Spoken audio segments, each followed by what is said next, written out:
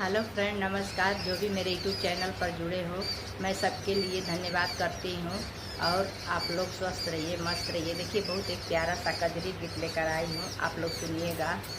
सकती बाण लगल बाल लक्ष्मण रौरे तनवा में, राम बेकल भय बनवा में ना। सकती बाण लगल बाल लक्ष्मण रौरे तनवा में, राम बेकल भय बनवा में ना।